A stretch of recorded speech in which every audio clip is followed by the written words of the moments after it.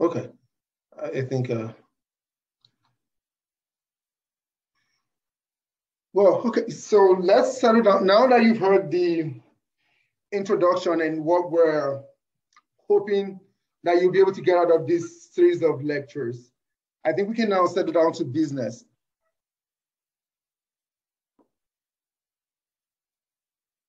And in terms of organization, there are going to be three main sections that I'm going to be talking about. One, I'm going to talk about some preliminary concepts in epidemiology and epidemiological research.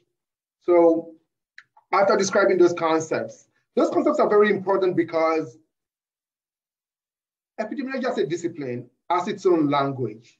There are terms, terminologies, and concepts that are very fundamental because it is very difficult to understand the kind of conversations we're having in epidemiology if you don't understand fundamentally what those concepts are.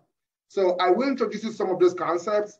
I totally understand that the conversation we'll be having today is just, it's just a snapshot, it's just a taste of what those concepts represent. They can be a lot more complex than that. But what I will discuss today will be sufficient for you to engage with the subsequent lectures that we will be having in this series. For the concepts, I'm going to introduce you to what we call measures, effect measures in epidemiology. And after that, we can talk about study design. So essentially, what do we do in epidemiology? Of course, there's a lot of things we do in epidemiology, but essentially, most of those things can be broken down into three main buckets.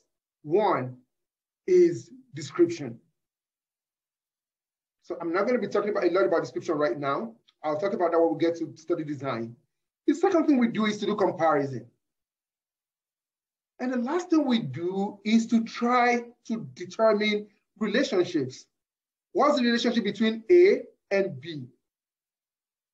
So as epidemiologists, a lot of what we'll be doing, a lot of the most sophisticated stuff that epidemiologists do, a lot of the papers you'll be reading, what essentially the researchers are trying to do is to determine whether phenomenon A is related to phenomenon B.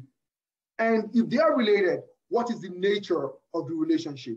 And when we talk about nature of the relationship, what does that mean? We're saying, so how are they related?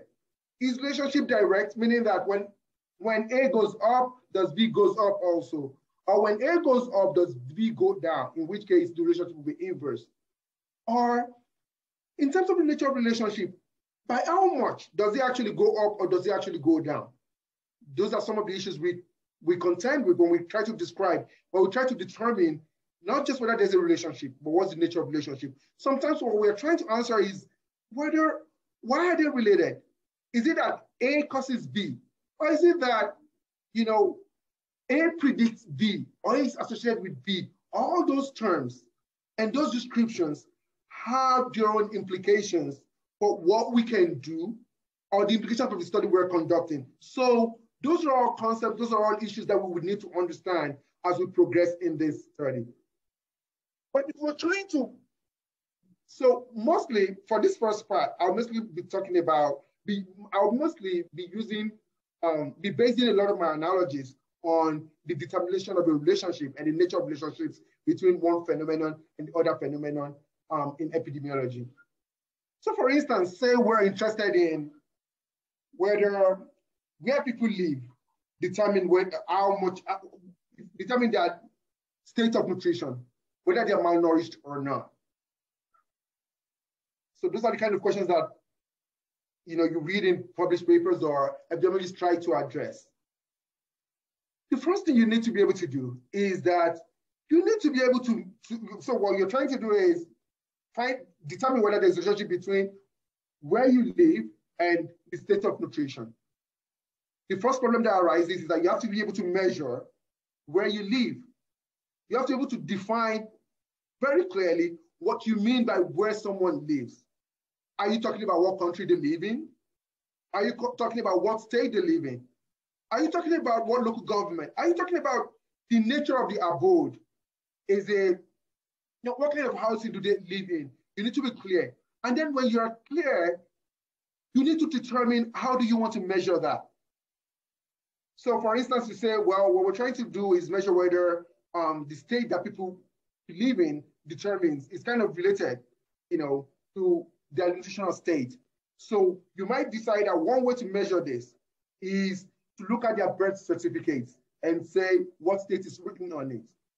Or say, let's look at their voter's card in the last election and see what state or what county is written on their voter's card. So what you measure specifically is what is called a variable. In terms of outcomes, you might say, okay, how do we know whether people are malnourished or not? You might say, well, what we actually want to do is just measure their height. If people are too short, or measure their weight. If people are if their weight is too small for what it should be for their age, then we will determine that they're malnourished. So the variable you're actually measuring here, you're actually measuring their weight. So essentially a variable is what we actually measure when we're trying to find the relationship between one phenomenon and the other phenomenon. To decide what you want to measure, what you want to measure to represent that phenomenon, and that is the variable. Now, from what I've said, essentially what we do in epidemiology is to find the relationship between one variable and the other variable. Bear in mind that from our theory, from what we know about these variables should represent the underlying phenomenon that we're interested in, such as, the state on their voter's card representing the state where people live, or the weight representing whether people are malnourished or not. The reason why we're spending a lot of time talking about variables is because at the end of the day, all epidemiologic studies eventually boils down to collecting data on variables. And when you have that data, you now apply some analytical methods, basically, that would derive from statistical theory. You apply those methods to now determine whether the data you have shows that there's a relationship, that relationship you're looking for actually exists. And if it does, what is the nature of that relationship? Now, here's the problem. When we apply statistical theory or apply epidemiological theory in conducting that analysis that we conduct, those theories are only valid if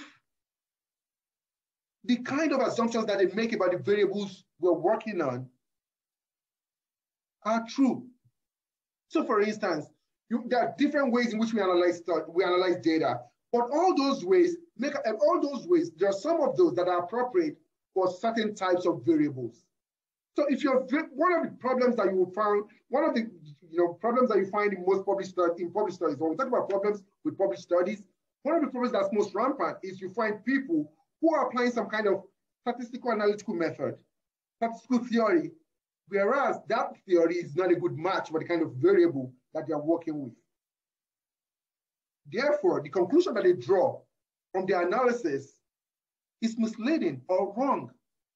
So you need to understand what your variables look like very well, because that's the starting point of developing a plan, analytical plan that actually matches the kind of study that you're trying to conduct or the kind of inference that you want to draw. So essentially variables can be of two main types. They can be discrete or they can be continuous. I will say discrete, just from the basic English meaning of being discrete, it means that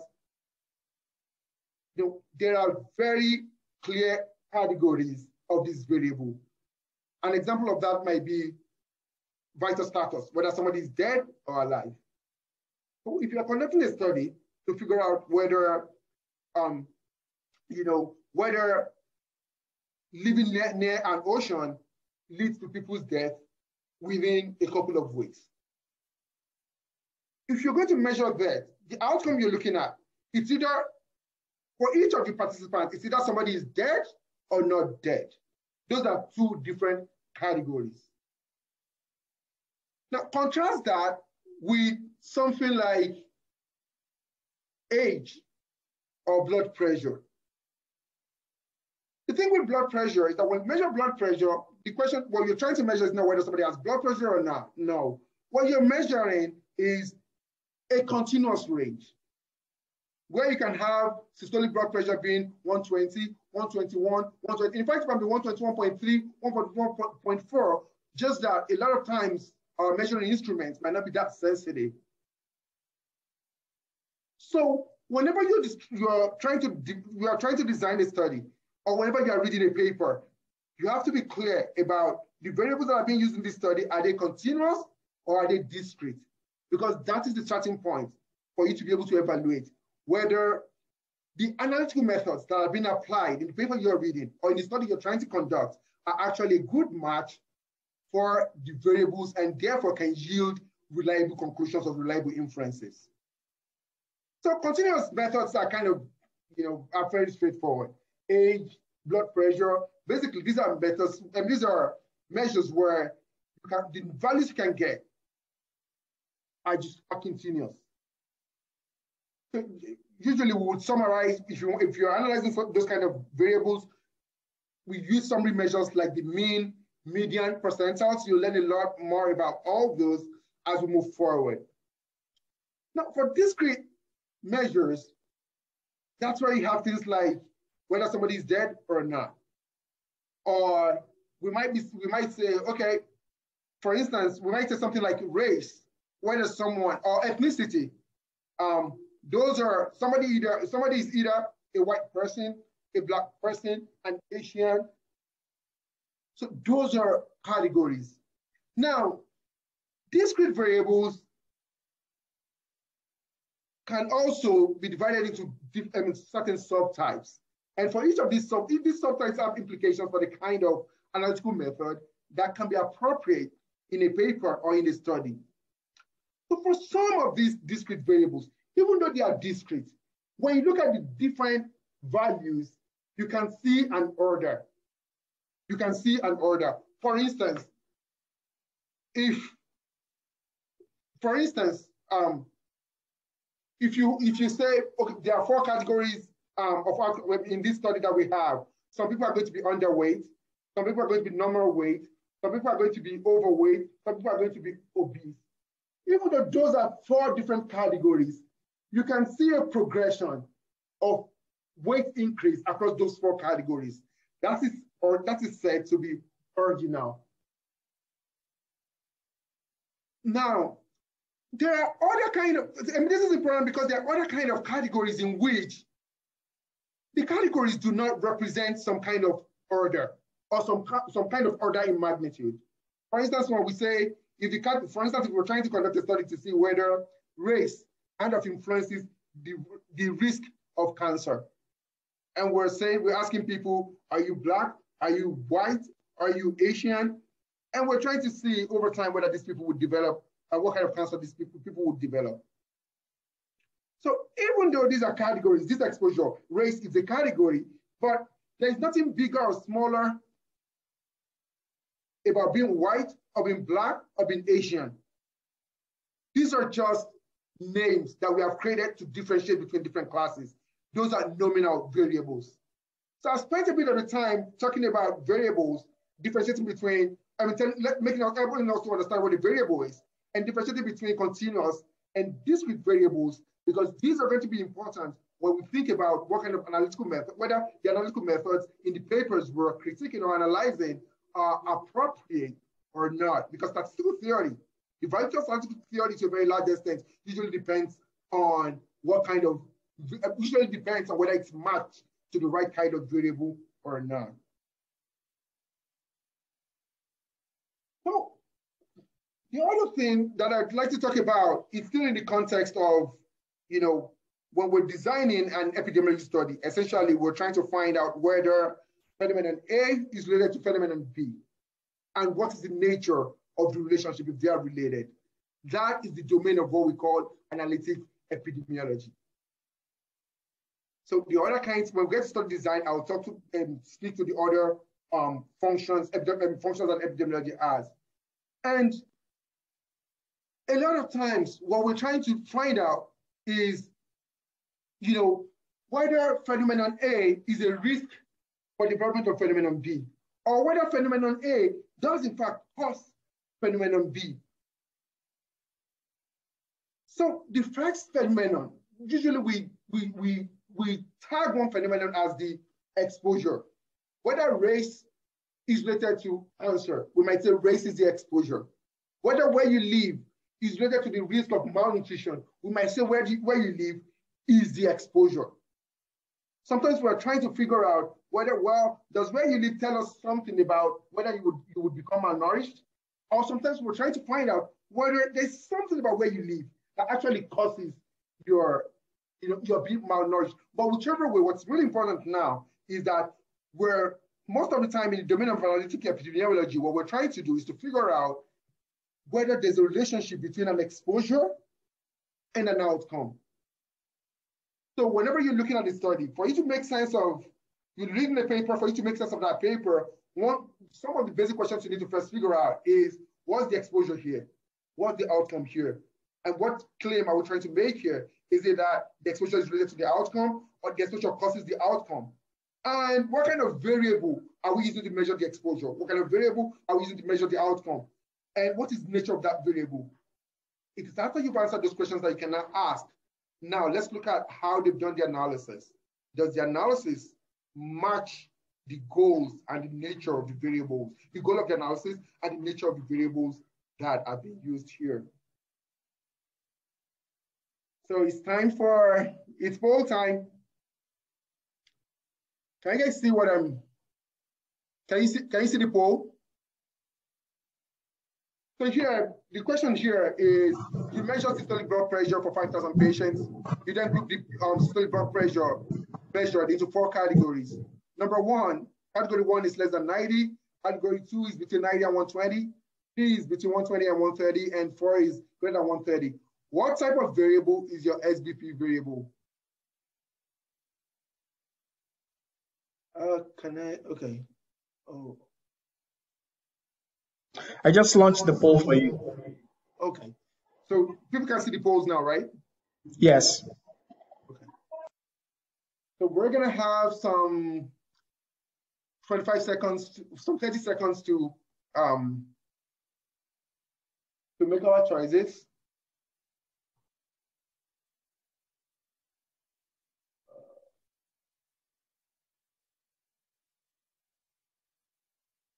Please don't type it in the chat.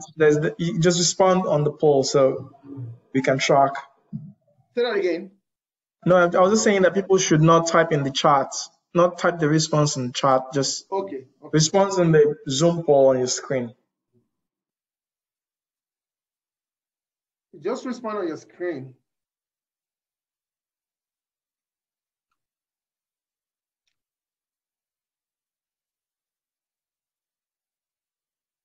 I mean, so I'm checking the time here, but if you see that a substantial number of people have already answered the poll.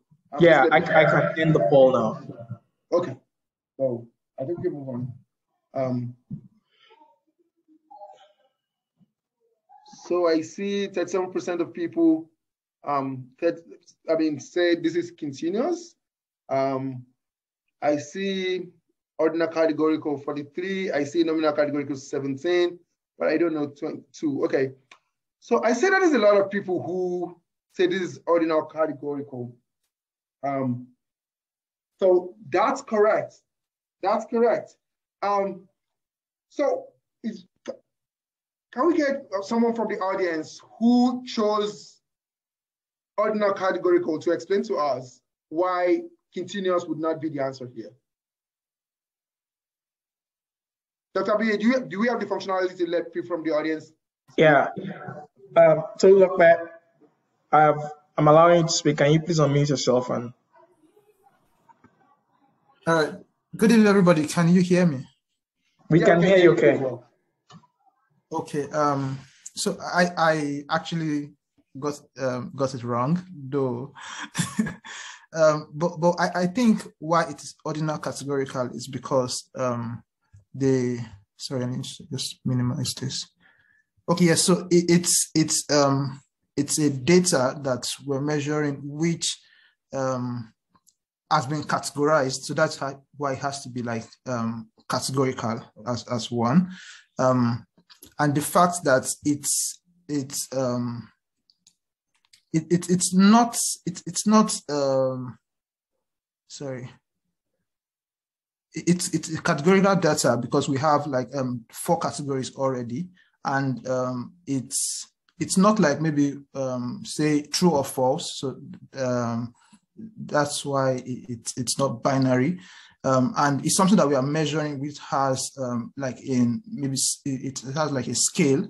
So that's why you can say maybe it's ordinal. So that's why it's ordinal categorical, because they've put into 4 categories, and it's in like it's like different scales, like between this to this, between less than this, between 90 to 120, and greater than 130.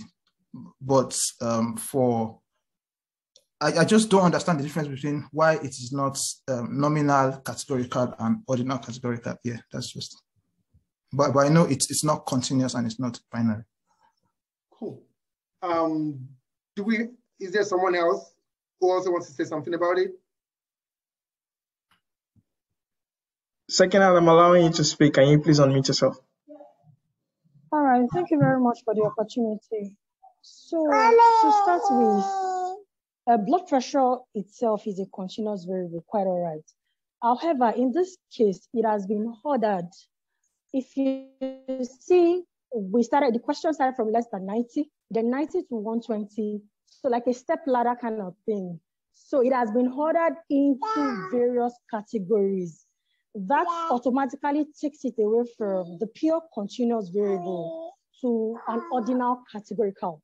Because it has moved from the lowest to the highest, as it were, it is not, it cannot be a nominal categorical, because for a nominal categorical, there is really no order. They are all on the same scale. You're just giving them different classes.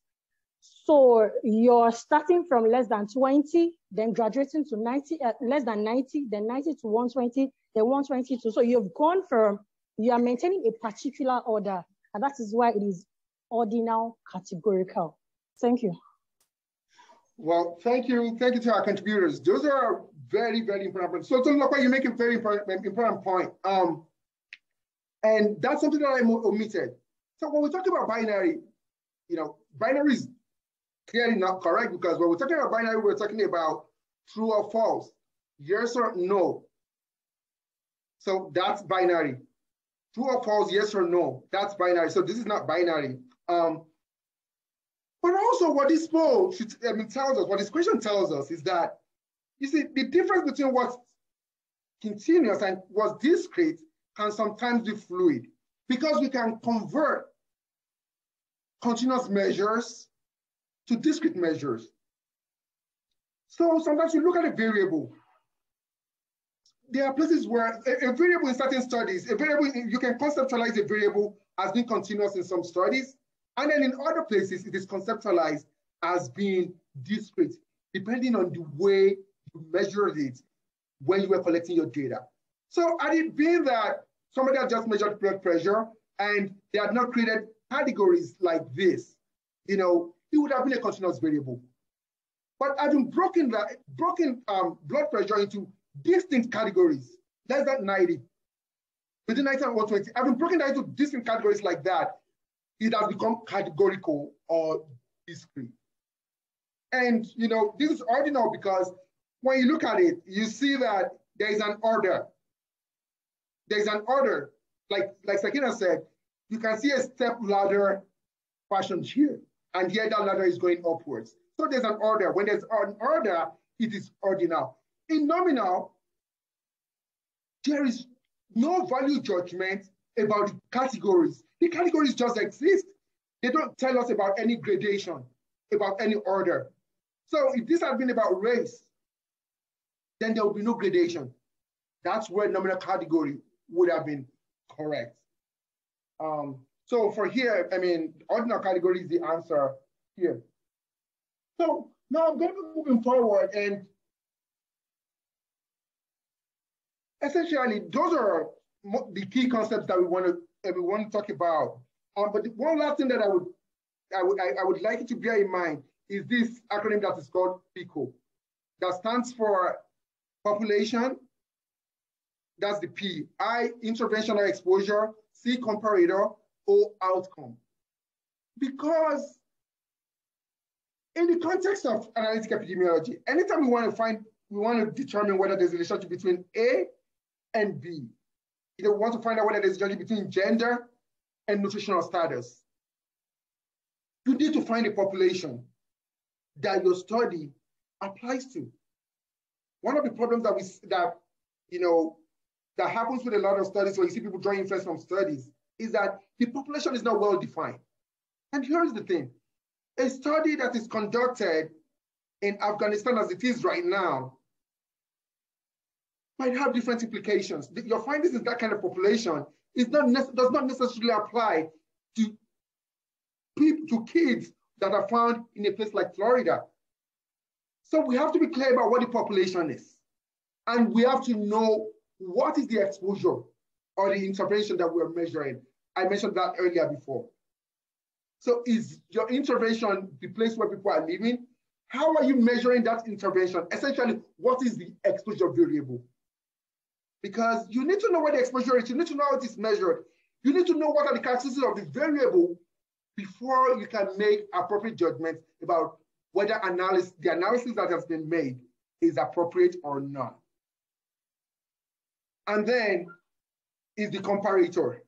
So for instance, and the last thing is the outcome. I don't think we need to spend a lot more time around this. We would have the opportunity to still talk about this concept more and more because it's a recurring feature in the development and interpretation of analytic studies in epidemiology. So now I'm going to move on from concepts and move on to measures. What I told you earlier is that in analytic epidemiology, we have two phenomena. And what we're trying to figure out is, are they related? And if they're related, what is the nature of the relationship? When we say are they related, what we do is we collect data, and when we analyze that data, we estimate. When we analyze that, what happens is we estimate what we call effect measures. It is when we analyze and we get the effect measures, it is the value of those effect measures that eventually tell us whether there's a relationship or not. So one of the most frequent problems that you see in published papers or in epidemic studies is misinterpretation of the kind of measures. Sometimes because the nature of your study and the nature of the inference you want to draw must match the kind of measure that you are using. Otherwise, it can lead to misleading studies. It can lead to misinterpretation of your studies.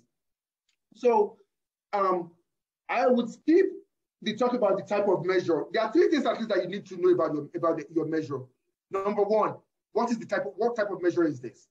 Number two, how do we interpret this measure? What do I see in this measure that tells me that there's a relationship or there's no relationship? And then if I'm able to determine whether there's a relationship or no relationship, how do I know what this relationship means? Does it mean that when the exposure increases, the outcome increases also? Is it a direct relationship or an inverse relationship? I explained what that meant earlier. And as we move on, I will learn more about that. So there are measures that we call ratio measures. There are other measures that we call difference measures. And here's how that works. Because sometimes when we want to find out whether, for instance, you want to find out if you want to find out if where you live influences your risk of malnutrition. One thing you can do is say, okay, let's look at people who live in Nigeria and people who live in Liberia. So we're going to look at the country that is listed on your passport, and that's going to be our variable for where you live.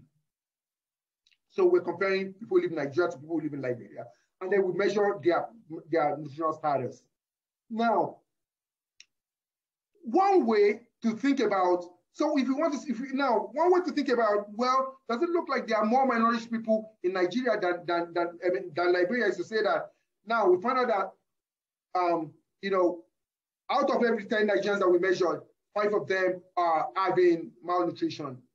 We find out the rates in Liberia. We can say that, okay, let's compare the rates among Nigerians to the rates among Liberians. So we divide the rate in Nigerians by the rate by Liberians. That is what we get from that kind of process is what we call a ratio measure. In contrast to what could be a difference measure, which would be rather than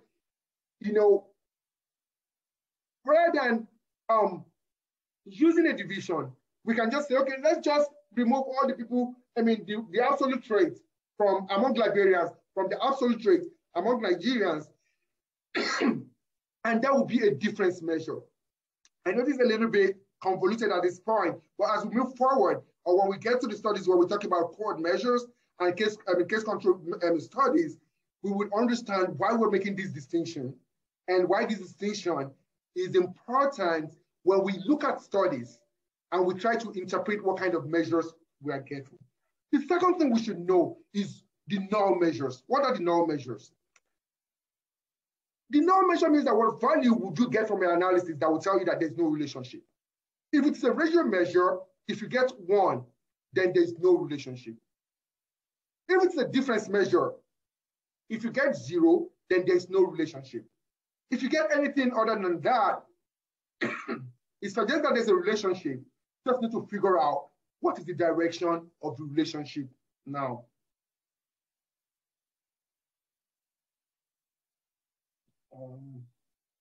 So basically, I'm just not going to spend a lot of time on the null hypothesis. What null basically means is that there is no relationship. So if you are trying to conduct a study to figure out whether there's a relationship or not, the default position is that there's no relationship, but then you're conducting your studies, collecting data, analyze your data, and figure out whether, your hypothesis is that there is a relationship, meaning that you're trying to, disprove, let's just use that term, disprove the null hypothesis, which is that there is no relationship. Therefore, what you're trying to figure out is whether, when you conduct your analysis, if it's a ratio measure, you'll get something different from 1. Or if it's a difference measure, you'll get something different than 0. Is this clear so far? Does anybody have a question at this point? Yeah, we have one person who has a question. We can take the question. Okay. I'm going to allow you to talk. MPHCDA. I know you wanted to change your name, but sorry, I don't think. If you tell me your name, I can help you rename it. But if you can unmute yourself.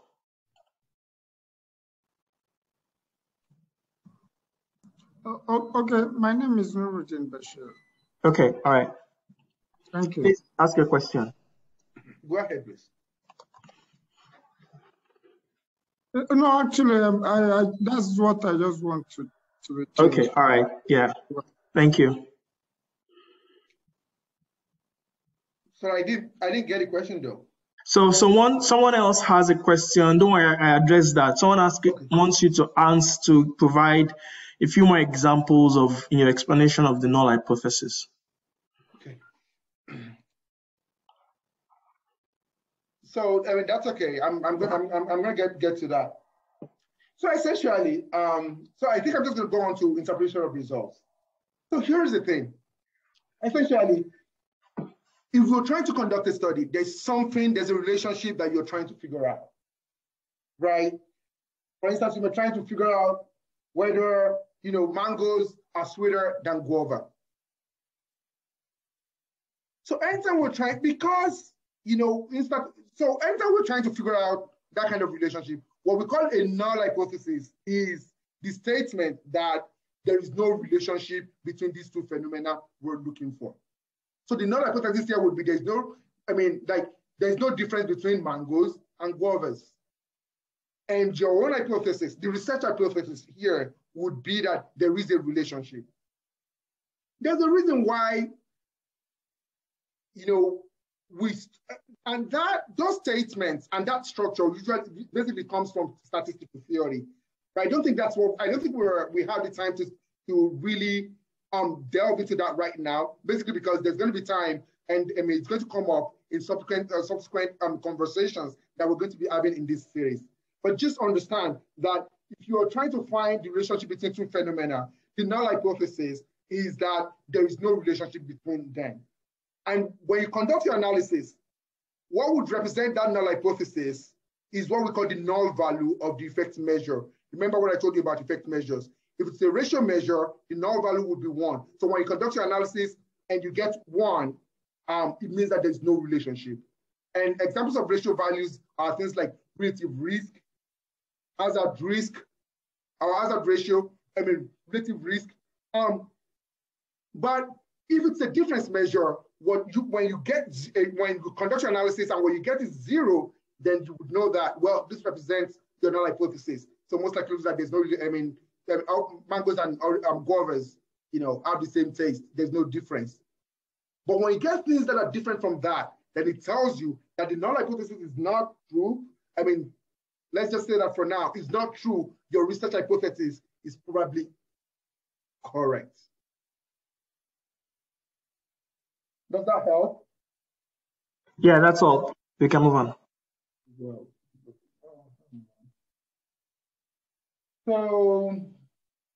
I think, interpretation of ratios and differences, I think we would have time to have that conversation also in subsequent. Okay, in that case. So, I just told you how to interpret the null value. If you have a hazard ratio, if you have a relative risk, if you have an odds ratio, you're looking for 1. If you find 1, you know that there's no relationship. The hypothesis probably does not pan out. But if you find another figure, your hypothesis pans out. It means that there's a relationship. Mangoes probably taste differently than guavas. Now, I told you that when we're in analytic epidemiology, we're looking for 2 things. 1, we're looking to answer the question, is there a relationship? The other thing we're looking to answer, after you've answered that, well, this is not a null value, is what is the nature of the relationship? And some of the things you're trying to figure out is this a direct relationship or is it an inverse relationship? A direct relationship meaning that when one goes up, does the other one go down? Or, that means that when one goes up, the other one goes up also. Or an inverse meaning that when one goes up, the other one goes down. So when you look at what you from your effect measure, you can tell your effect measure gives you the value of your effect measure gives you some information about the nature of the relationship. So say, for instance, you find an effect measure that is greater than 1. It means that when the exposure increases, the outcome increases also. But say you find an effect measure that is less than 1, it means basically that when the exposure increases, the outcome decreases. So by exactly how much it increases, I think I'm going to leave that conversation, for further down in this series. So yes, that makes sense. I think we have one question, one person who has a raised hand. Okay. Let's just let them. Oh, I think Theophilus, you had a question. Has it been answered?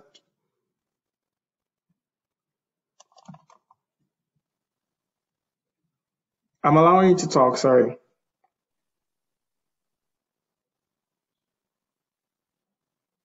Hi, Theophilus. Yeah, let's move on. So I'm going to. Wait, I think he's unmuted himself. If he's able to talk, I'm going to listen to him, but I think I'm going to put on the poll in the meantime. Can we just put on the poll? All right.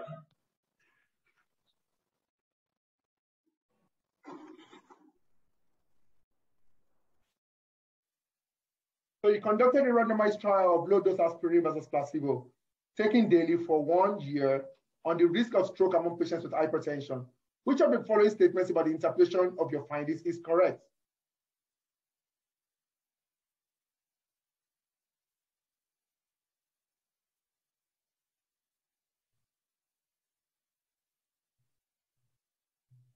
So here, we're going to have 30 seconds.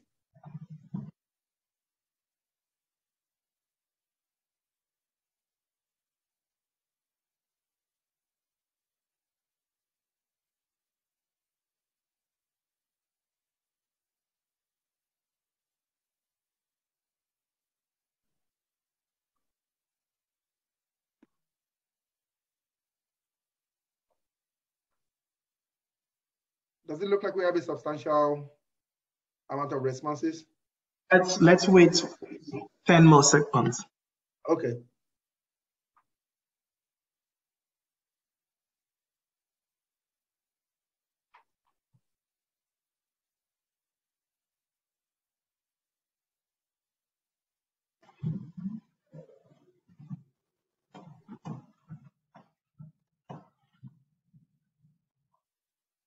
Okay, I'm closing the poll now so we can.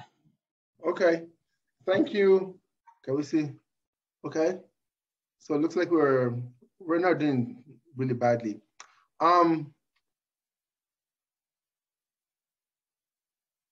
So can we get anybody who chose option B to tell us why? So I'm going to let two people speak. One person who chose option A and one person who chose option B. That's why they chose their options. So can we get volunteers? Somebody who chose option A and somebody who chose option B. Olushola. I'm going for option A. Okay. That is because we said the risk ratio is a ratio measure, and for ratio measure, a null hypothesis, when there is a ratio measure of 1, then it means it is a null hypothesis, which means that there is no relationship, which is option A, which says a risk ratio of 1.0 suggests that low dose aspirin had no effect on the risk of stroke. Then for other options, we said if the ratio measure is greater than 1, it means there is a direct relationship. And if it is less than 1, the relationship is inverse. And for option B, it says 1.4, which should mean a direct relationship, but it is saying that it lowered the risk of stroke, which is wrong. And option C and D, which is supposed to be inverse, said it increased the risk of stroke, which is also wrong. Thank you, Olushola. So I need someone who chose option B to speak up also, to defend their option. Do you have anybody volunteering? Okay. Okay, I think I see Josiah volunteering. Yeah, that's good. Okay. I actually chose option A, but I also think option B is right as well. Because because if we say the risk ratio is 1, like you earlier pointed, that means the null hypothesis. That means there's no association. But if it's greater than 1, it means it's a direct association. That means it does lower the risk. And that's what option B is saying, that that low dose aspirin indeed lower the risk of stroke, which is right for a risk ratio of 1.4. That's what I think. I feel B is also correct.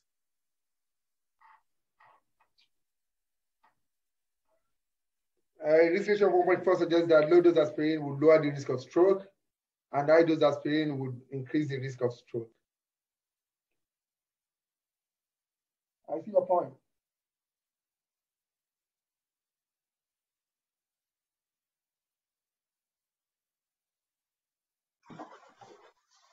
So, but wait, let me see if I have low dose aspirin. Okay. So here. So I think what we should. So I think we should frame our interpretation. What I'm going to do now is to reframe how we do our interpretation. So if we said that yes, when there's an inverse relationship, when you see a figure higher than 1, it's an inverse relationship. Josiah's points will be accurate, but that exactly is not what we're going to be. That's not entirely accurate. What we should actually have said, or what we should say, is that when you see an effect measure greater than 1, it means that the exposure increases the outcome.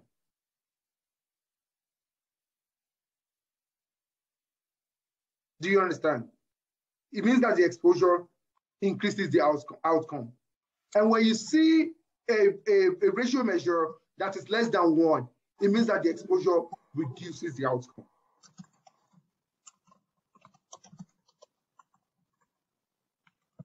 So do you get that now? So the exposure here is low dose aspirin compared to placebo. Is not the exposure, it's not increasing aspirin or reducing aspirin. No. The exposure itself, the intervention, so to be precise, the intervention here is low dose aspirin. Okay. Yeah. So then, it is not this is not aspirin going up, aspirin going down. The intervention is low dose aspirin. The comparator here is placebo. Okay. What about the outcomes now? So the outcome here is stroke, basically, risk of stroke.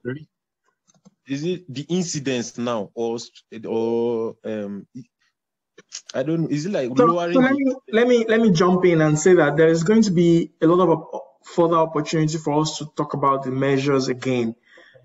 So let's move on, and we can revisit this next week when we will talk about the measures in greater extent. The purpose of the poll today is just to demonstrate the direction that, and show that the direction matters, where if it's higher, if it's above 1, it shows that there's a higher relationship. If it's below 1, it shows that there's a lower relationship. And we can revisit your questions again next week, Josiah, if it's still unclear.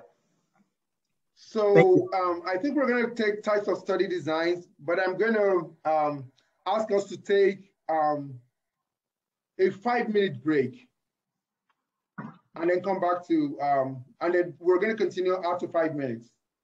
Okay. Thank you. That's good. Yeah.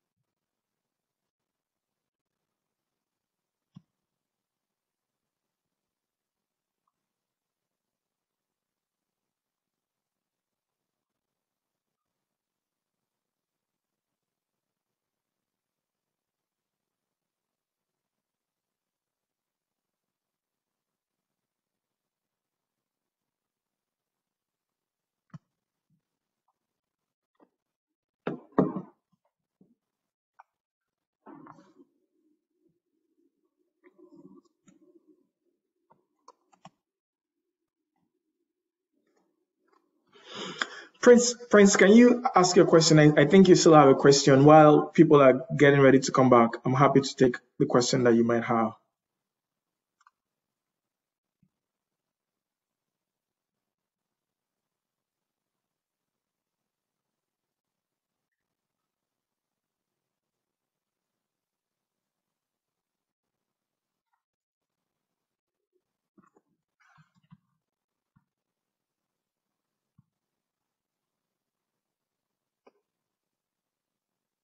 Okay, I guess it stepped away. That's okay.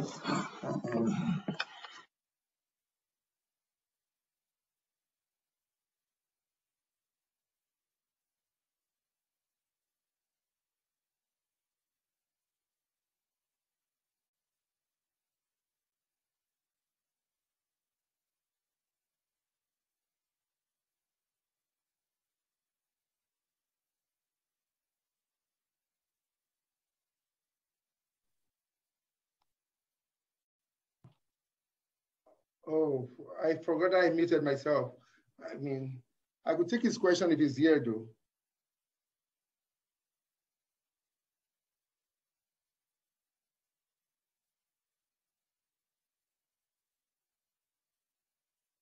Can you hear me?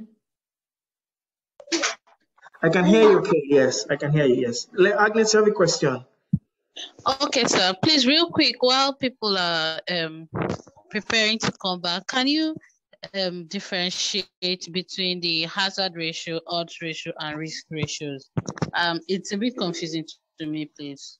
Yeah, we'll go into it in more detail next week, but I'll allow Dr. Mott to answer as quickly as possible. So I was just going to say that they can be very confusing I don't think that we would have the time to do justice to it. So, I mean, I wouldn't like to leave you with a more confusing state, especially because we're going to have ample time next week to talk about these effect measures in more detail. All right, sir. Thank you. Yeah, but thank you. That's a very important question. But yeah, you would get more to have more conversation around the measures in the subsequent classes. I appreciate that. Thank you, sir.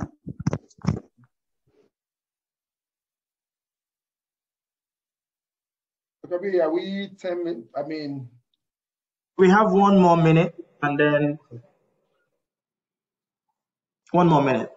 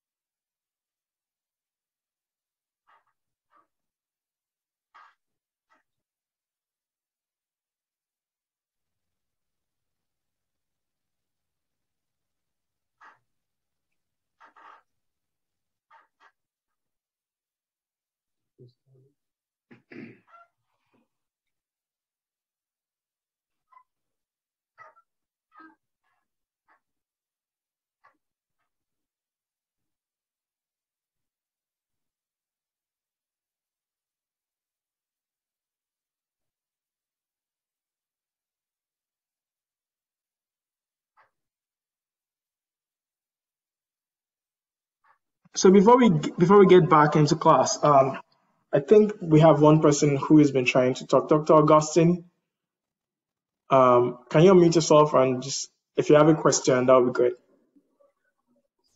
Hello. Hi. Yes. Yeah, I did post a question in the Q&A section about the professor giving more light or explanation on difference. He talked more about ratio, but difference I didn't get. So I posted a question there, but it's been a while now. Right. Yeah. Okay.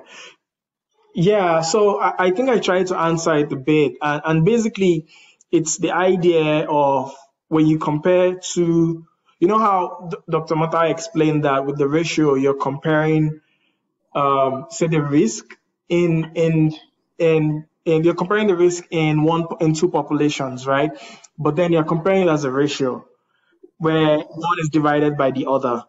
But in difference, you're subtracting the risk from one another. So yes, maybe if the risk in rural areas is 5.1, but the risk in urban areas is 2.2, and you just say 5.1 minus 2.2, and then whatever you get is a difference measure. I guess we can get back to class. Yeah, we can talk about this some more if it's long clear. Okay. All right. Thank you. Dr. Motaro. Okay. Over to you. Let me get back to where we are at. Okay, just a moment. I am here.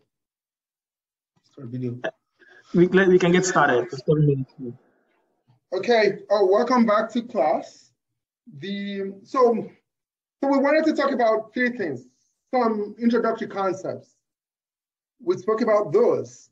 We wanted to talk about effect measures. We spoke about effect measures.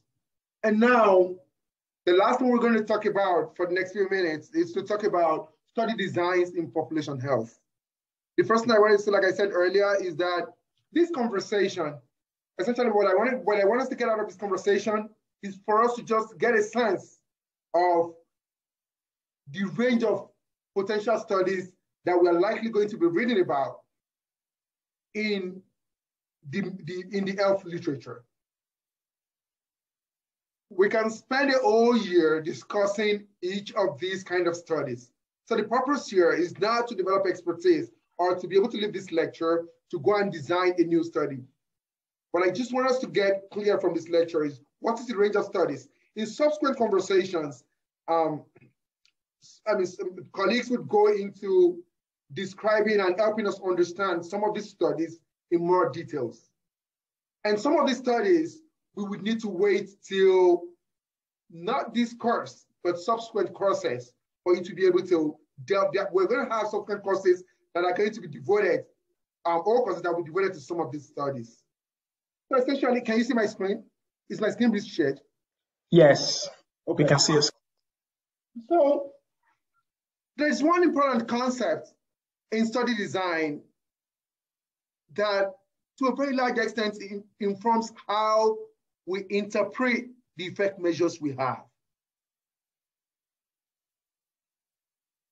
You see, when I was talking about the nature of effect measures, one thing is, do we interpret this measure to mean that phenomenon A causes B?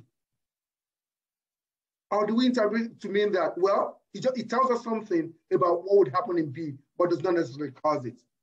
And we'll hear more about that in the final lecture. But that thing is the assignment of the intervention.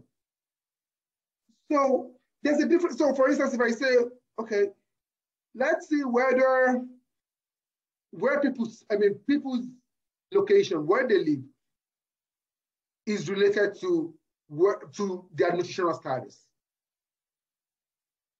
There are two ways to do this. We could say, well, let's just ask people who are in the class, can you please submit your passports and let's see what country is written on it. Okay, for those who are calling in from Liberia, you belong to the Liberia group. For those who are calling in from Nigeria, you belong to the Nigeria group. And let's look at your nutritional status and let's look at the outcome. Just note, I did not send anybody to Liberia or Nigeria. I just observed what is already existing. That is an observational study because I did not assign anybody to the exposure. People were in their natural state belonging to each of the exposure, whether Nigeria or Liberia. But there's another way to do this study. We might say, okay, why don't we say there are 60 people in the class? Let's roll a dice. If it turns up heads, you have to go and live in Liberia for the next few years. If it turns up tail, you go live in Nigeria for the next few years. And we do that. And over the next few years, we try to measure people's nutritional status. The difference here is that we are assigned by some random mechanism, we assigned people to go to Liberia or go to Nigeria. That is an intervention study. So when we're looking at studies, pay attention to whether the exposure that is being measured is just being observed in its natural state or was assigned. And that helps you to define whether this is an observational study or an intervention study. Now, things get a little bit more complicated from here. So there are so many. When I spoke to you at the beginning of it, I said that there are three main aims that we try to achieve in epidemiology studies. Sometimes we are describing, sometimes we are comparing, and sometimes we are trying to determine a relationship. When we're trying to determine a relationship, and comparison, you would know, is one form of relationship, determining a relationship. When we're trying to determine a relationship, we talk about analytic studies.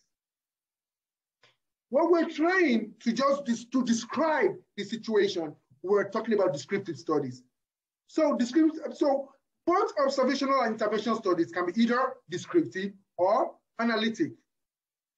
Now, sometimes you see people who say, well, it's just a descriptive study. Well, descriptive studies does not necessarily mean that it's an inferior study. There are some of the most influential studies in health research have been descriptive studies.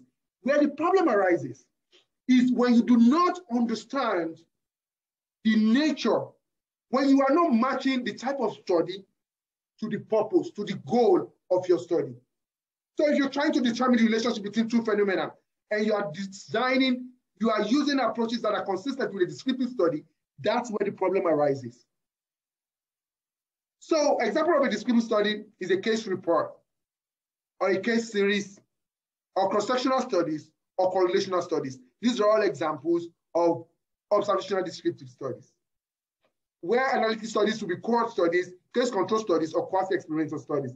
For the analytic studies, you're going to hear a lot more about them in the second and third lectures. So I'm just going to breeze through them in this lecture. But for the descriptive studies, I'm just going to give you an example. Basically, a case report and a case series are essentially the same thing. The only difference here is that when you talk about a case report, you're reporting just one case.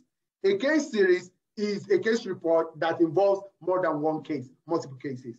Now you'd ask me, that begs the question, what is a case report to start with? A case report is somebody who's seen a health situation and who has written down the relevant details, the relevant epidemiological details of that health situation and tries to publish it. More often, this is in clinical situations. When you look at a lot of situations, for instance, look at COVID, for instance, now. Somebody in China noticed that there was a patient who was having a certain constellation of symptoms. He noticed that in the evening, he saw another patient who was having this constellation of symptoms that was not consistent with anything that they knew earlier. So the first description, writing a description of, I saw this patient, and the patient was having fever, the patient was having respiratory, was having fever, was not breathing, was coughing. Just basically putting that together is what a case report is. Sometimes you're writing a case report, it's just a constellation of signs and symptoms and characteristics of the person. You haven't made a sense of what you're describing yet. But now, when the subjects that you are describing are multiple, that's when you have a case series. So look at it. Can you have a case report in an intervention study? Yes, you can. Because sometimes what you're doing is you're saying, sometimes you can say, okay, we're assigning people to one drug or the other. You assign someone to, say, paracetamol, for instance. And then one of those who have paracetamol shows up in the clinic with some kind of condition.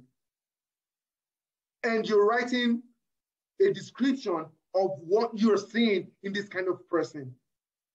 Even though that's an intervention study, there's been an intervention, what you're writing is still essentially a case report. And when there are more than one people that you're writing about, more than one subject in that kind of study, you have a case series. What's happening to my slide? Okay. Oh, okay. So there's one example that you can see on this slide, for instance. This is the Himes et al. Study of 1981, which was one of the very early studies that gave us an insight into the AIDS epidemic, telling us that there's something out there in town now. A lot of times this is what case studies or case series looks like. Case reports or case series look like. There's a clinician somewhere who's just been observing that patients are coming in with some kind of conditions that are not very consistent with characteristic signs and symptoms that you really cannot place. And then, you're trying to characterize that condition in some way. The epidemiologic characteristics of the kind of patients that are coming in, the constellation of symptoms and signs that are coming in, that essentially is what a case report would look like. When the patients are more than one, or when the cases are more than one, it becomes a case series. So can we take the third poll? So in December 2019, Dr. Bue, okay, thank you. In December 2019, a doctor attended to 2 women with unique symptoms that had never been previously reported in the scientific literature. He decides to write about it in the journal. Which of the following statements is true about his work?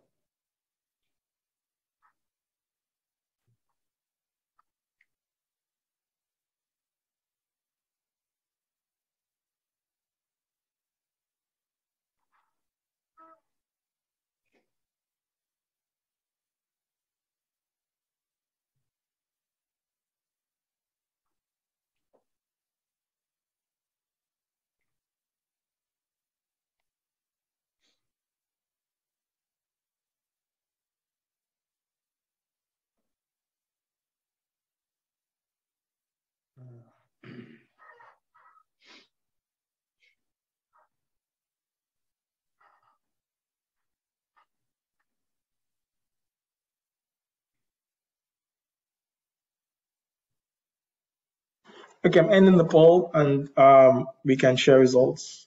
Okay, thank you. Oh, that's cool. 88%.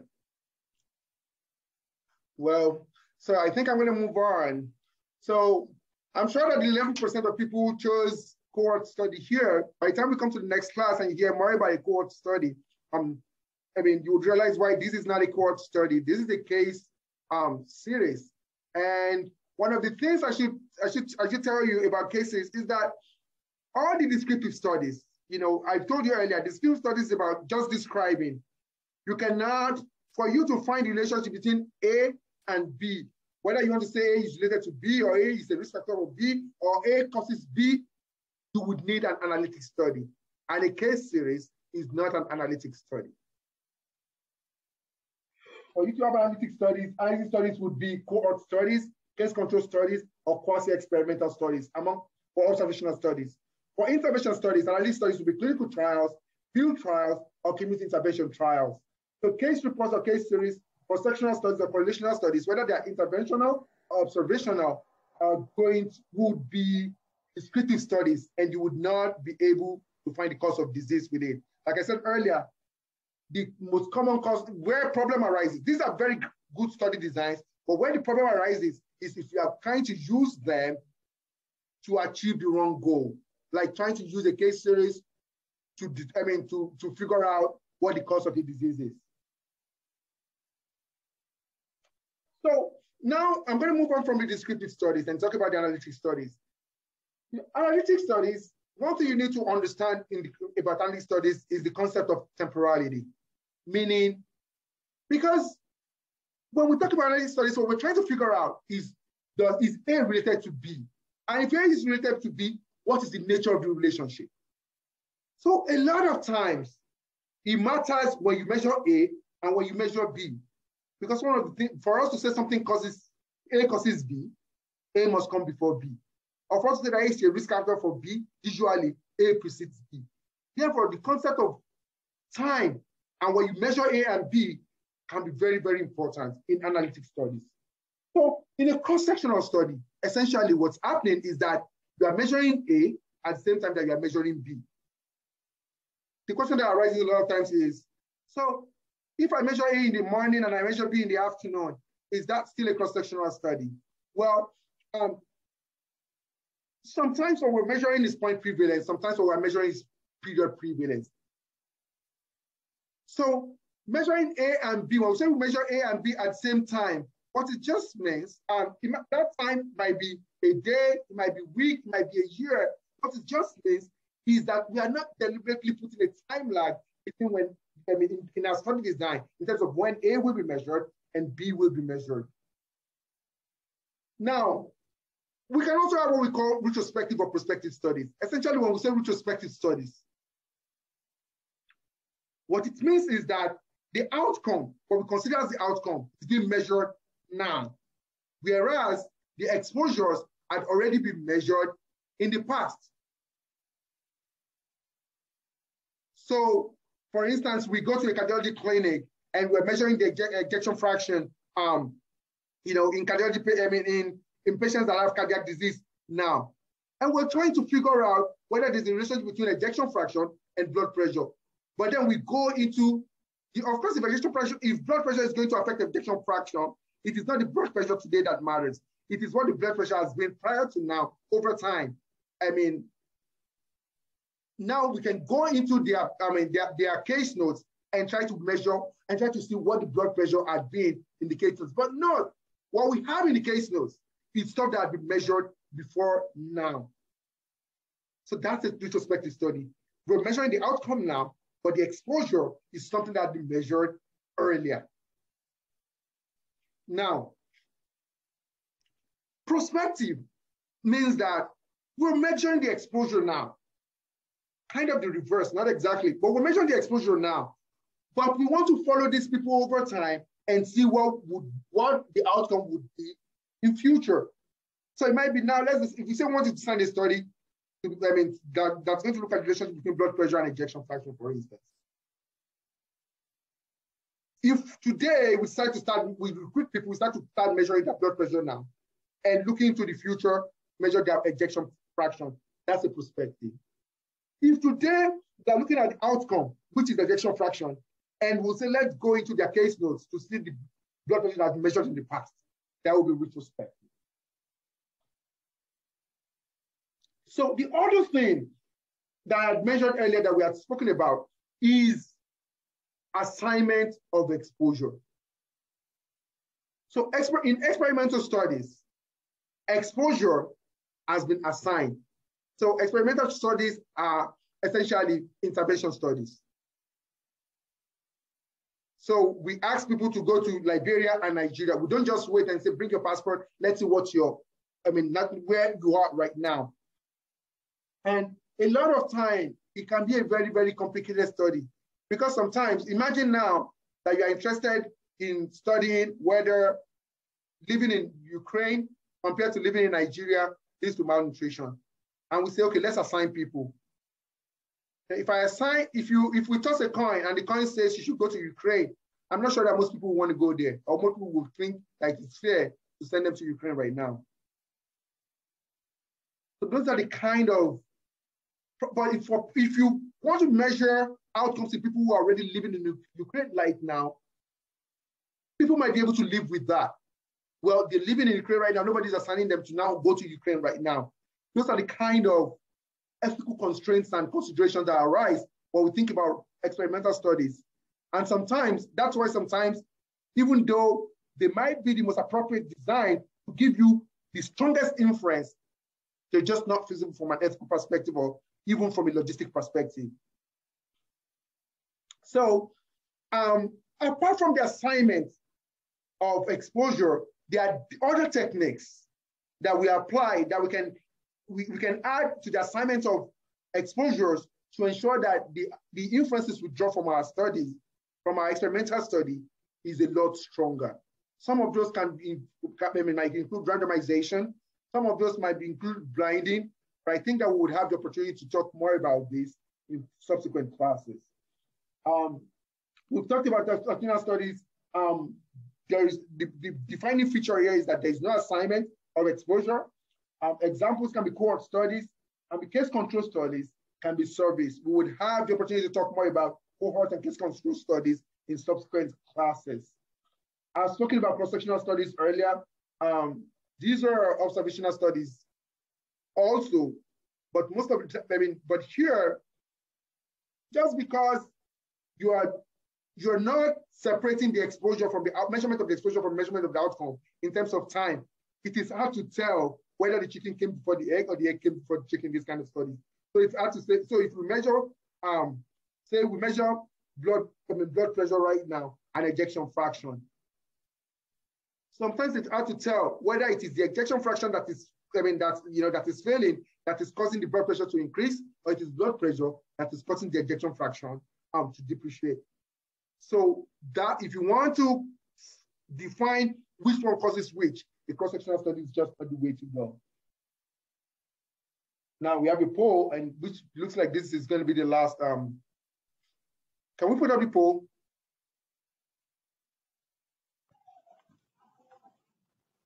Yeah. So we have a few seconds for the poll.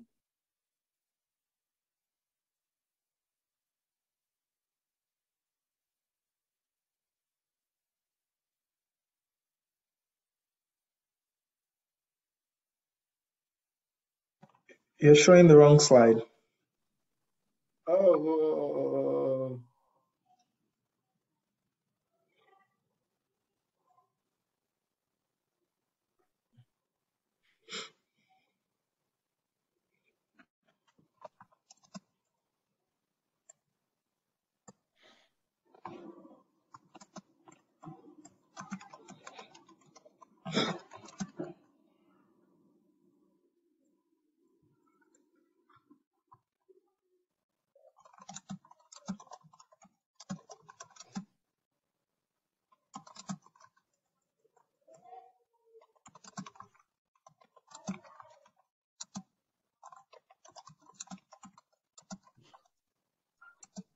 Please keep an eye on the time for the poll.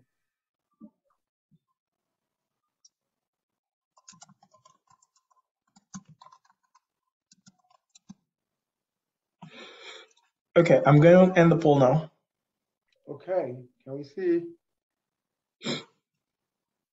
Okay, it looks like we're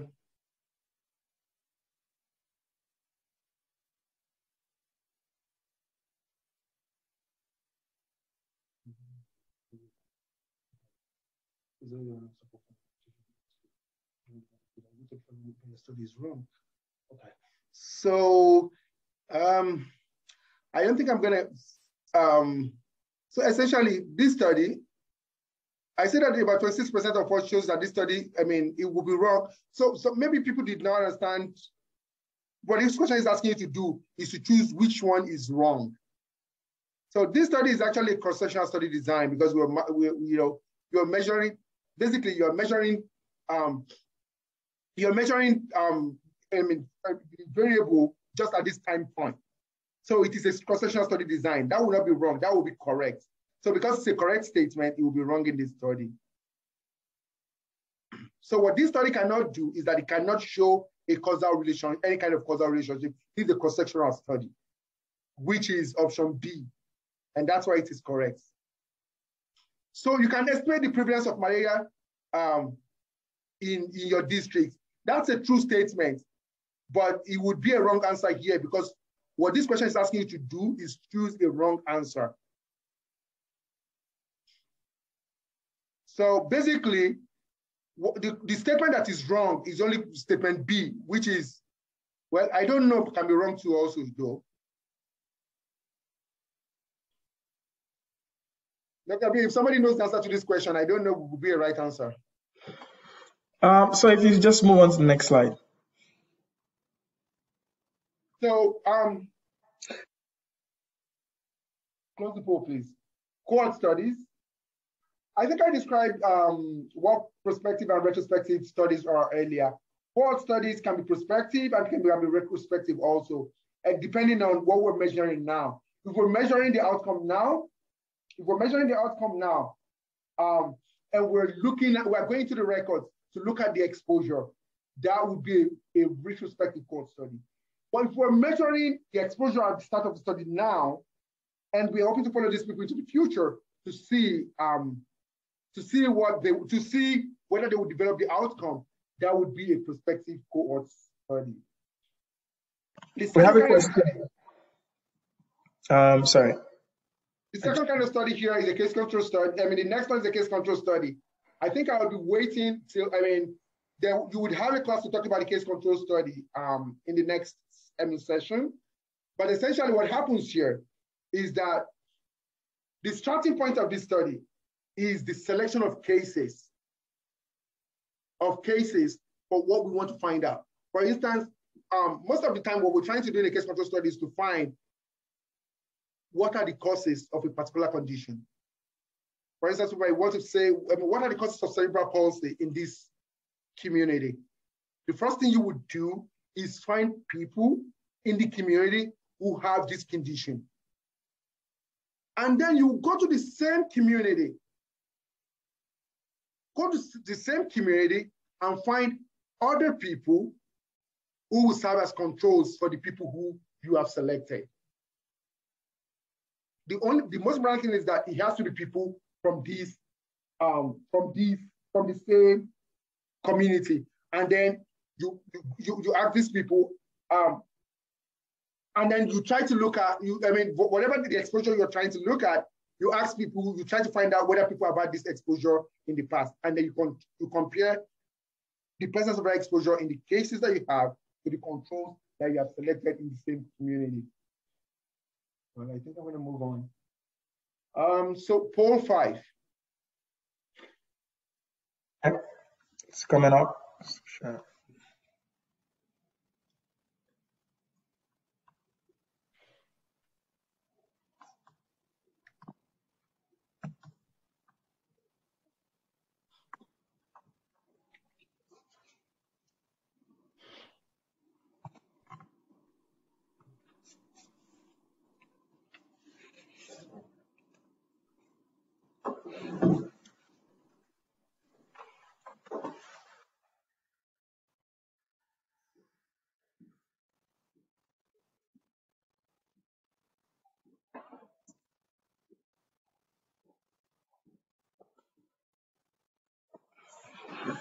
Please keep an eye on time.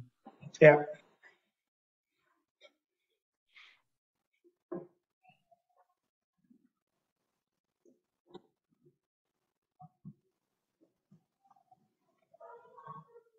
Okay, I'm going to end the poll so we can.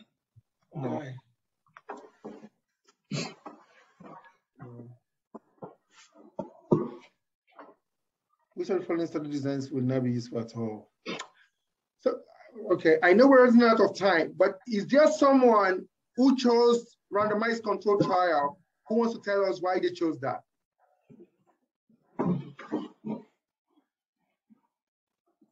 Okay. So we should take note that what this question is asking is which one would not be useful? Which one cannot help you at all if you want to determine if the smartwatch causes an improvement in survival? Well, or in fact, improve survival. I think all this, the only study here that we know cannot be useful in any way in finding a relationship between two things is, is the cross-sectional study, because it is not analytic. All the other studies, which are analytic studies, can be useful and help you. Even though they have their different advantages and disadvantages, they are still analytic studies. They can help you one way or the other. But the one that would not help you at all, a case series would not help you. A case report would not help you. A cross-sectional study would not help you here. Yeah, and we have a question. Sorry. And I just also want to highlight the fact that because that question asks about survival, which relates to death, and so that's why cross-sectional study will not also help you, because you cannot look at death and the exposure now and make meaningful relationships from that, meaningful inferences from that. So that's the other issue. You need like the passage of time. When I'm asking you to unmute, please. Oh, I thought she wanted to talk. Yeah, that's what I thought. She's raising her hand. Yeah, but she's muted. Okay, all right. Please keep going. So quasi-experimental studies are quasi-experimental studies are some kind of analytic studies, but they're not interventional. I'm going to just breeze through and move on from this. Hopefully you have the opportunity to have a deeper conversation about those category of studies in subsequent conversations. The last one that I'd like to talk about is ecological studies. Ecological studies are just like your other studies. The defining feature here in ecological studies is that the unit of measurements and analysis is not the individual. And let's understand what this means. In cross-sectional studies, when we want to ask questions, we select the kids that we want to measure. We want to know whether they have malaria or not.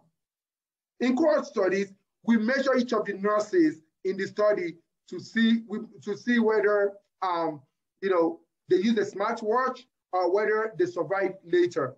In ecological studies, this is different.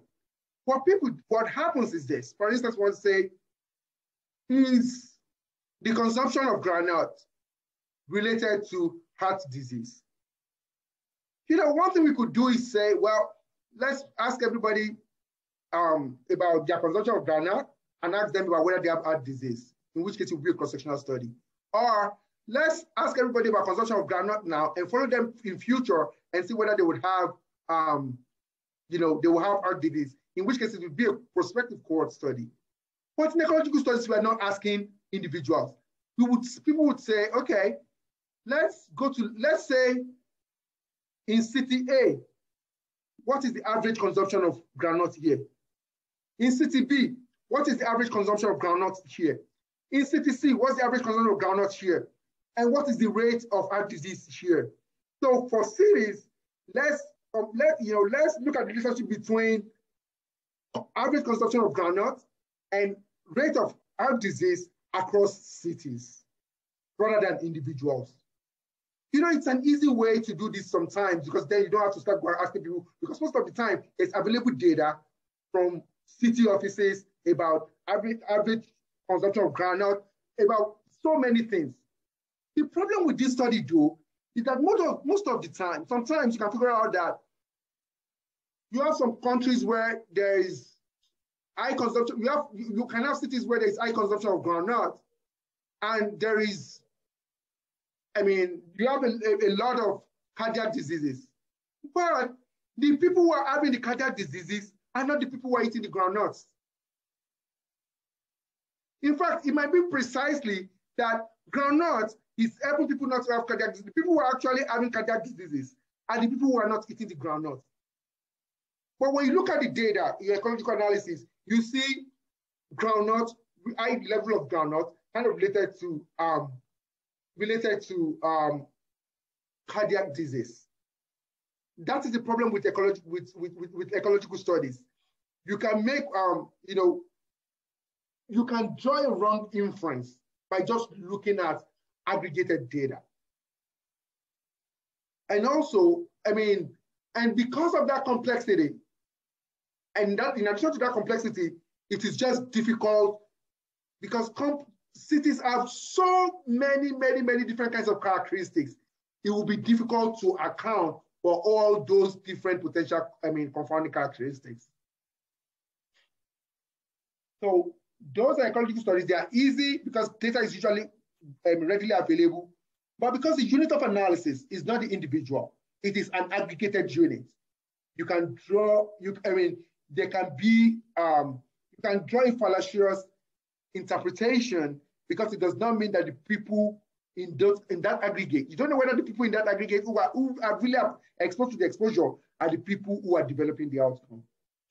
So in essence, some of the things we've discussed is that analytic epidemiology involves studying the relationship between phenomenon A and phenomenon B, where we label phenomenon A either as an exposure, a cause, a risk factor, and phenomenon B as the outcome that they're related to. And what we're trying to do is to find an effect measure that tells us whether a relationship exists. And then that also tells us, in addition to other theoretical considerations, the nature of this relationship. What is the magnitude? Is it causal? What is the direction? That's what we do in analytic epidemiology. It is important to remember the population, the intervention of the exposure, the comparator, and the outcome in any study you're trying to analyze. Remember what your null measure is. The null value is for each measure. If it's a ratio measure, the null value is 1. If it is a difference measure, the null value is 0. Remember the difference between observational studies and analytic studies and know what kind of inference you can draw from each of them. These are some of the problems that we see that are rampant in the misinterpretation of epidemiologic studies in current literature. I want to thank every one of you for your patience and for being part of this conversation. And hopefully, we would have in subsequent conversations, we'll be able to shed light on some of the other things that are not able to shed light on here. So some of this material comes from a variety of sources, notably Professor Murray Widman's lectures and lectures that you can find on Boston University School of Public Health website. Thank you very much. Thank you. A few questions if your people will still have questions at this point. Yeah, okay. Yusuf Wada, I'm letting you speak. I thought you had your hand raised just now and then it's lowered.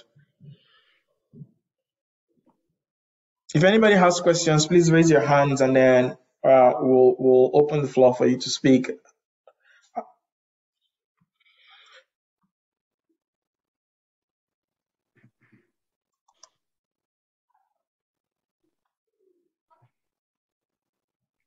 Chidima, you have a question?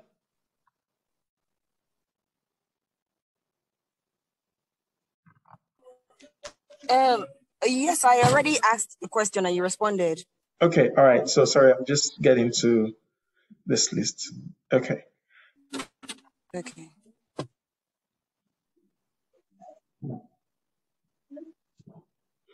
Kudus.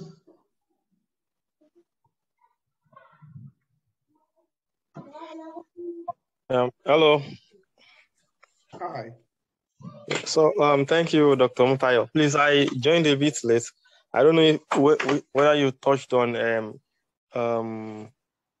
case control studies. Yes, I just want to know about case control. Also, you mentioned about quasi-experimental study. I couldn't get the explanation well.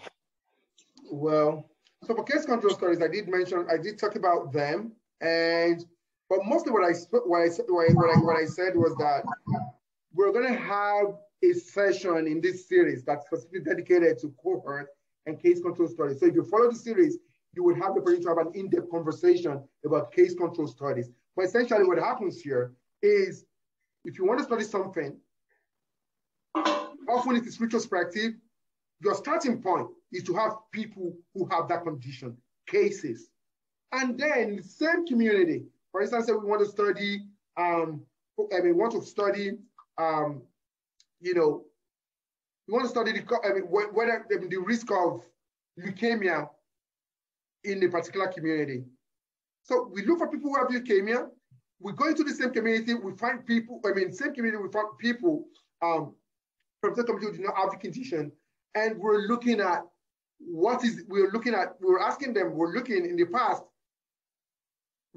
about whether they've been exposed to the hypothesized exposure in the past. That's essentially what the case control is. But that's a brief description.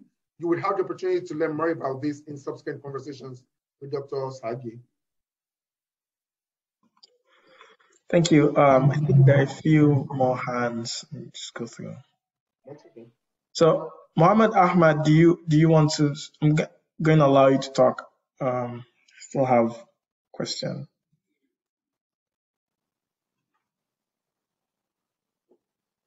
I know that a few people might have had questions during the presentation that we didn't get to. This might be a good opportunity to ask them. Yeah, I'll be happy to take those questions. Okay. And yeah, thank you very much, everyone. I'm excited that we had today's session. It's been very engaging. We will send out more information. We will send the recordings for this slides for this session after this class, and we will also reshare the slides again, just for your convenience, so that you can be able to review it. And we will send more information during the week. Please look out for our emails. And and as I mentioned earlier, if you have any questions at any point in time, please reach out to us. We will address them as best as possible. Thank you very much for such an engaging session. If anybody still has questions after, we will wait for a bit, but I guess this might be a good place to stop now. Thank you. So if you have questions, you can stay on and we will take your questions. Otherwise, see you next week. So I think Francis Motiri had a question about nested case control studies. So do you want to take that? So okay. Go ahead. Go ahead.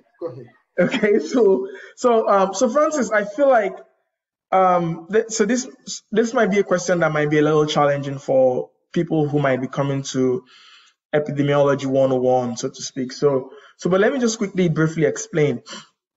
So assume that you have a cohort study, you have data that has been collected in some world, either because you had a study that you had conducted before and you had this data.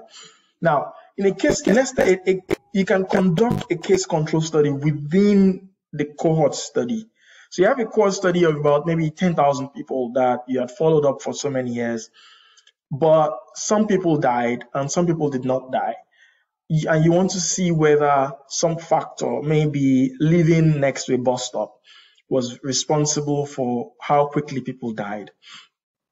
So you can take the people who died as the cases and take the people who didn't die as your control, select among the people who didn't die as your control. So that's a nested case control study. It is described as nested because you're conducting it within another study, which is typically within a cohort study. So we can talk about this some more offline if you want. But that's a question that is ordinarily beyond the scope of this class. We can talk about this somewhere if you want. Dr. Badnos or Doye Badnos, please. Thank you very much, Dr. Matsai, being a lucid presentation. Thanks for the lucid presentation. And it's been quite engaging. However, I got a little attentive when I saw case series and case control under intervention study. I got the explanation you gave. However, we know that in intervention studies, new things can happen. That's why it's an intervention studies. And then there is room for that. But is that enough to classify case series and case reports under intervention studies? It's actually my first time of seeing that classification. But is it the new thing now? Knowledge keeps changing. I'm just curious. Thank you. That's a very interesting question and a very important one. So traditionally, a case series and case reports would be observational studies. In fact, it's exceedingly rare. It's exceedingly rare to find a case report or a case series that's not observational study, but it does exist. It does exist. Most classical textbooks would list case series and case reports as observational studies, and that's fundamentally correct. I would say that you can go through the whole of your lifetime as an epidemiologist and never conduct, or even see anybody conduct, apart from in journals, present a case report that's following an intervention. That doesn't happen, because when you're designing your intervention, right, most of the time you're not designing for an intervention with the aim of writing a case report. Right? You're designing an intervention with the aim of doing something else, doing some analysis, doing some analytic work.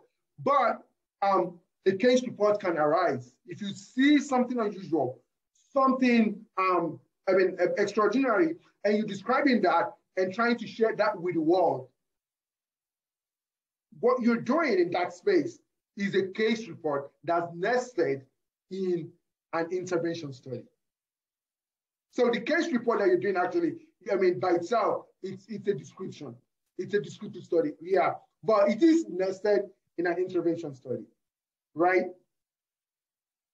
Yeah, I can also give like an example that might also help. Say you're a surgeon who is trying out a new technique, and you're trying out that new technique in a few patients, say maybe 3 new patients, and describing what you find.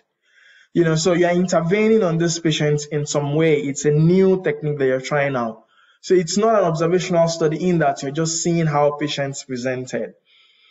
So there's some degree of intervention that's happening. So that you can classify as a case series or a case report under an interventional study. But again, this, like Dr. Mota has hinted at, some of these classifications are not rigorous. What's most important is how you understand exactly what happened in the study that you're reading. That, because then you can probe the biases that might exist. It can help you understand the limitations of the method, of the methods that are being presented. That's basically it. So yeah, just to add on that, you see, like these classifications, the only place where they're useful is in this kind of conversation, into an intro-epic class. Once you go beyond an intro-epic class, these classifications, you basically, what you want to understand is what are they doing in the study and what does that mean for the validity of the inferences they are drawing from the study. So these labels, they're good because they help us to orient ourselves in some way, especially when we're just starting the business of designing studies and thinking about studies. But ultimately, a lot of the things that we tell you about something not being interventional, something not being cohort, something that where you get to very complex designs, all these things kind of become a lot messier and kind of break down. But it's good for us to start from the starting point. Just let's take this as a kind of map. At this point, moving forward, we would have deeper conversations about how, what are the features exactly that we should be looking at to see whether inferences are being accurately made or not in studies. Okay. Dr. Augustine, do you have a question? I see your hands raised. No, not really a question. I just want to thank Dr. Omotayo for the presentation, and also you, Doc. I want to say a big thank you. It was very interesting and great learning section for us. And I look forward to more interaction with respect to these courses that are coming up. Thank you. I just wanted to add that, Doc, sometimes you go a little faster, so you have to be able to balance it. I want to encourage you to balance it and give more examples with respect to the different types of studies that we go on. More live practical examples that we see maybe every day of our work. That would be good. Thank you very much. Thank you. That's a very helpful suggestion. Thank you. And we will work more on that. One of the challenges that we have is that this is a very, very diverse audience in terms of what kind of work people do, in terms of the kind of exposure and the stages of the career that people are in. So it's kind of a little bit, what looks like a good fit in terms of examples for certain people might really be off for others. But we will try to think more about this and see how we can strike, very good balance. Thank you. Thank you very much. I guess this has been an excellent session. Thank you very much, everyone. Again, please reach out. And we'll look forward to speaking with you again next week.